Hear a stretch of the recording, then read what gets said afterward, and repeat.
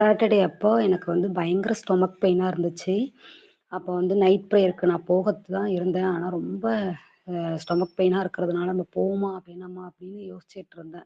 Tablet போட்டும் stomach pain நிக்கல. அப்ப நான் வந்து ரஜினா அம்மாவுக்கும், அப்பாவுக்கும் ஃபோன் அடிக்கலாம். ஃபோன் அடிச்சு நம்ம சொல்லலான்னு இருந்தப்ப அவங்க சொல்லியிருக்காங்க ஏற்கனவே, "வலிக்காகலாம் நீங்க வந்து ப்ரே பண்ணிக்க கூடாது. அது ஃபுல்லா அபிஷேகத்துல தான் அந்த ப்ரேயர் இருக்கும்." அப்படின்னு சொல்லி அதனால நான் சொல்லல.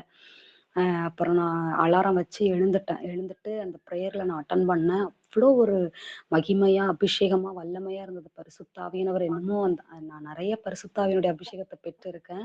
இருந்தாலும் அந்த நாள்ல எனக்கு வந்து அது ஒரு புதுசா இருந்துச்சு. பெட்டி சிஸ்டர் கூட சொன்னாங்க, "இந்த நாள்ல உங்கள புதிய அபிஷேகத்தினால ஆண்டவர் நிரப்புறாரு" அப்படின்னு சொல்லும்போதெல்லாம், நெறைய அந்நிய பாஷைகள் என்னால நிறுத்தவே முடியல. அந்த பிரேயர் முடிஞ்சப்ப கூட என்னால அந்த அந்நிய பாஷைய நிறுத்தவே முடியல. நான் இன்னும் கொஞ்ச நேரம் உட்காந்து பிரேயர் பண்ணிட்டு இருந்தேன்.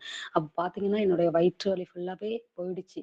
காலையில காலையில ஆராதனைக்கும் நான் நல்லபடியா அந்த ஸ்டொமக் பெயின் இல்லாம நான் போனேன். கர்த்தர் அதிலிருந்து ஒரு மிகப்பெரிய விடுதலை தந்தாரு. அந்த பெயின் வரும்போது என்னால தாங்கவே முடியல. எனக்கு ஏற்கனவே வந்து அப்பெண்டிஸ் இருக்கு அப்படின்னு சொல்லியிருந்தாங்க. ஆ அத வந்து ஆப்ரேஷன் பண்ணணும் இமிடியேட்டா அப்படின்னு சொல்லி தான் எனக்கு எழுதி குடுத்தாங்க. பார்த்தீங்கன்னா, அன்னைக்கே வந்து மறுநாள் வந்து வலி இல்லாம தான் நான் போம்போது, "என்னம்மா வலி இல்லன்னு சொல்றீங்க? வலி இருக்கும்போது தான் பண்ண முடியும். நீங்க கண்டிப்பா உங்களுக்கு இது வந்து அந்த அப்பெண்டிஸ்ல லென்த் வந்து ரொம்ப ஜாஸ்தியா இருக்கு. அதனால இடையில உங்களுக்கு வலி வரும். நீங்க வாங்க" அப்படின்னு சொன்னாங்க. அவங்க சொல்லியே 2 1/2 வருஷம் ஆயிடுச்சு. எந்த வலியுமே எனக்கு இல்ல. எந்த ப்ராப்ளமுமே எனக்கு இல்ல. ஆனா இப்ப இது வரப்போ எனக்கு ஒரு பயம்.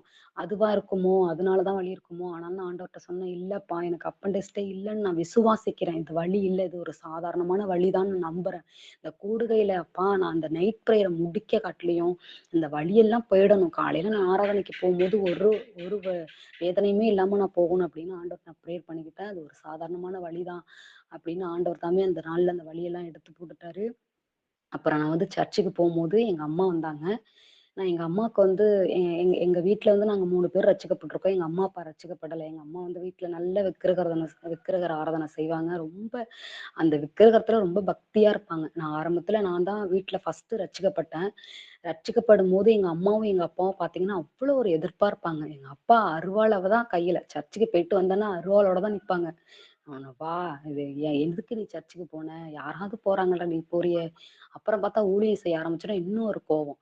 "நீ ஊழியம் செய்ற, எல்லாரையும் அழைச்சிட்டு வந்து வீட்டுக்கு ஜெபம் பண்ற" அப்படின்னு சொல்லி ரொம்ப, ரொம்ப, ரொம்ப எதிர்ப்பா இருப்பாங்க. பயங்கரமான எதிர்ப்பா இருப்பாங்க. ஆனா ஆண்டவர்ட்ட ஜெபம் பண்ணுவேன். எல்லாத்தையும் நான் சகிச்சு கொண்டு தான் அந்த இடத்துல நான் இருந்தேன். அப்பா கொஞ்சம் கொஞ்சமா அம்மாவையும், அப்பாவையும் ஏசப்பா தொட ஆரம்பிச்சாங்க. அப்புறம் பிரேயருக்குலாம் அவங்க எந்த ஒரு தடையும் சொல்லல. ஊழியத்திற்கு தடை சொல்லல. அப்படியே தொட்டுக்கின்னு இருக்கும்போது, ஆனாலும் அந்த விக்கிரகத்த மட்டும் எங்க அம்மா விடவே மாட்டாங்க. எவ்ளோ சுவிசேஷத்த அறிவிச்சாலும், அவங்க பெரிய ஞானி மாரி பேசுவாங்க. நான் நினைப்பேன், "இந்த ஊரே ரட்சிப்புக்குள்ள கொண்டு வந்துரலாம். உன்ன மட்டும் கொண்டுட்டே வர முடியாதும்மா" அப்படின்னு சொல்லி நான் திட்டுவேன்.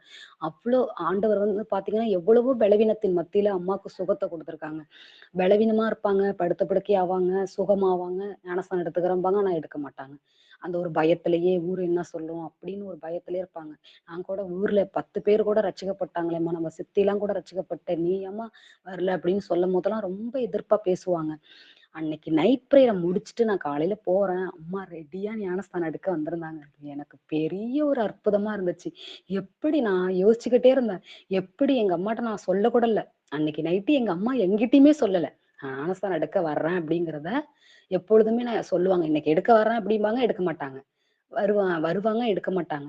ஆனா அன்னைக்கு பார்த்தீங்கன்னா, சனிக்கிழமை நைட்டு எனக்கு ஃபோன் அடிச்சு எங்க அம்மா ஞானஸ்தானம் எடுக்க போறோம்மா அப்படின்னு சொல்லவே இல்ல. என்ட்டயும் சொல்ல, என் தங்கச்சிட்டயும் சொல்ல. நான் போய் பார்க்குறேன் ரெடியா உட்காந்துருக்காங்க. நான் யோசிச்சேன், "அப்பா எதனாலப்பா? எப்படி இவ்வளோ ஒரு அற்புதமா அவங்க வந்திருக்காங்க?" அப்படின்னு. அன்னைக்கு நைட் பிரேயர்ல அவங்க வந்து எதையுமே சொல்லி பிரேயர் பண்ணல. அந்த இடத்துல பரிசுத்த ஆவியானவர் இறங்கி எல்லாரையும் அபிஷேகத்தினால நிறைச்சு கொண்டிருந்தாரு. அந்த நாட்கள்ல எங்க வீட்ல ஒரு ஆத்துமா ரட்சிக்கப்பட்டிருக்கு. இது ஒரு பெரிய அற்புதத்தை ஏசப்பா அந்த நைட் பிரேயர்ல செஞ்சிருக்காரு. என்னுடைய ஸ்டொமக் பெயின கர்த்தர் எடுத்து போட்டிருக்காரு.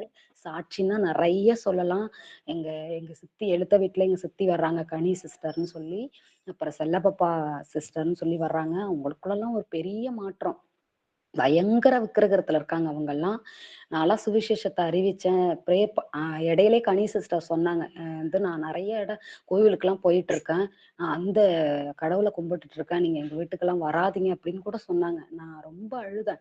ஏசப்பா நான் எவ்வளவோ பிரேயர் பண்ணி உங்க வீட்ல அற்புதம் நடந்திருக்கு. இப்படி ஒரு வார்த்தைய சொல்றாங்களே அப்படின்ட்டு. ஆனாலும் நான் பிரேயர் பண்ணிட்டு இருந்தேன்.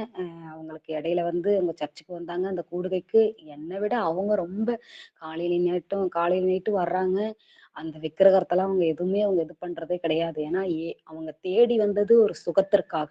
அத்தன கடவுள்கள அத்தன ஒரு விக்கிரகத்த கும்பிட்டது ஒரு சுகத்துக்காக. அந்த ஒரு சுகத்த ஆண்டவரே குடுத்தாரு. அவரே நம்ம கும்பிடுவோம் அப்படின்னு சொல்லிட்டு அவங்க வந்துட்டுருக்காங்க. பெரிய பெரிய ஒரு மாற்றம் அந்த கூடுகையில வந்தது நிமித்தம், ஏசப்பா அந்த கூடுகையில பண்ணுகிற ஒவ்வொரு ஜெபத்தையும் அவர் அழகா கேட்டுக்கிட்டு அதுக்கான பதில தர்றாரு.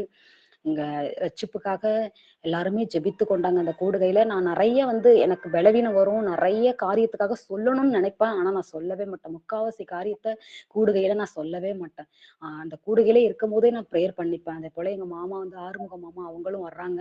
இடையில கொஞ்சம் அவங்களுக்கு கொஞ்சம் பலவீனமா இருந்தது. இந்த கூடைக்கு வந்து கர்த்தர் தாமே சுகத்தை குடுத்துட்டு இருக்காரு. அவங்களுக்கு ஒரு பயம் இருந்துச்சு.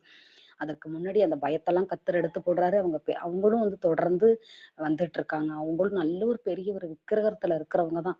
எனக்கு ஒரு இது என்ன ஒரு அதிசயமா இருக்கு இந்த கூடுகையில. நான் எவ்வளோ முறை சர்ச்சுக்கு கூட கூப்பிட்டுருக்கேன். வரவே மாட்டாங்க. அந்த கூடுகையில லிங்க குடுத்த உடனே ஓப்பன் பண்ணி தொடர்ந்து வர்றாங்க. காலையிலயும் நைட்டும். அது எனக்கு ரொம்ப ஆச்சரியமா இருக்கு. ஏசப்பா ஒரு பெரிய காரியங்கள செய்யறார் அந்த கூடுகையின் மூலம்.